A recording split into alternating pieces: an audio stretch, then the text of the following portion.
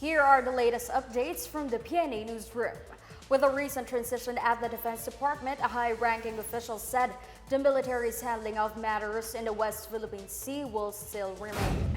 Defense Undersecretary for Capability Assessment and Development Angelito De Leon said the foreign policy initiated by President Ferdinand R. Marcos Jr. will still be used as the basis in handling of matters in the West Philippine Sea. The DND is now headed by former Presidential Peace Advisor Carlito Galvez Jr., who replaced resigned DND officer in charge Undersecretary Jose Faustino Jr. Meanwhile, the Armed Forces of the Philippines is now under General Andres Centino, who replaced Lieutenant General Bartolome Vicente Bacaro. Marcos earlier said not 1 inch of the Philippine territory will be lost under his watch. De Leon said the morale of the DND and AFP personnel remains high amid the transition, as shown on the turnout of military officials who joined yesterday's traditional joint DND and AFP New Year's call. About 438 people, or over 106,000 families, were reported to be affected by inclement weather in different parts of the country since January 2, according to the Office of the Civil Defense. The recent low-pressure areas, shear line, and northeast monsoon have brought heavy rains to Cagayan, Central Luzon, Calabarzon, Mimaropa, Bicol, Western Visayas, Eastern Visayas, Zamboanga, Northern Mindanao, Davao, and the Bangsamoro region. In its 8 a.m. bulletin, the OCD said over 8,000 individuals or 2,144 families were displaced. Damage to infrastructure has reached over 153 million pesos and about 111 million pesos to agriculture. Assistance worth over 26 million pesos was provided to the victims. Meanwhile, the local government units of Gandara and Canavid in Samar passed a resolution declaring a state of calamity. The overflowing Gandara River has submerged low-lying communities this week, resulting in damage to a considerable amount of crops.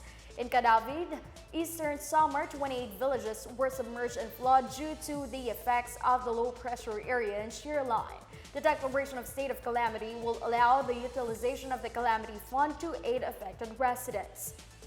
President Ferdinand R. Marcos Jr. earlier ordered the National Disaster Risk Reduction and Management Council to closely monitor parts of the country that continue to be affected by heavy rains and floods. The Land Transportation Franchising and Regulatory Board has approved proposals to increase fares in the LRT1 and LRT2. The petition adds 2 pesos and 29 centavos to boarding fare, 21 centavos for every kilometer on both LRT lines. Initial fare on LRT2 will be 15 pesos for those using stored value cards or 20 pesos for those using single journey tickets. Fare on LRT1 will be 12 pesos for stored value cards or 15 pesos for single journey tickets. LTFRB Chairperson Teofilo Guadis III said they considered the needs of the public and the rising costs of services before coming up with something for them to break even. However, Guadis said that the final approval of the new fare hikes lies in the hands of the Transportation Secretary Jaime Bautista. The last fare hike for LRT trains was imposed in 2015. Interior Secretary Benjamin Abalos Jr. commended the Philippine National Police and the City of Manila for the peaceful and orderly conduct of the Feast of the Black Nazarene. More than 500,000 devotees joined the Walk of Faith and attended Mass at the Quiapo Church during the feast. The DILG chief noted the PNP's preparation weeks before the feast, such as placing the police force under heightened alert and in ensuring proper crowd control and protection of the devotees. He also thanked the Bureau of Fire Protection for deploying personnel to support the PNP. Abalos likewise recognized the City of Manila LGU for deploying 3,000 force multipliers to maintain orderly and peaceful celebration of the Feast of the Black Nazarene.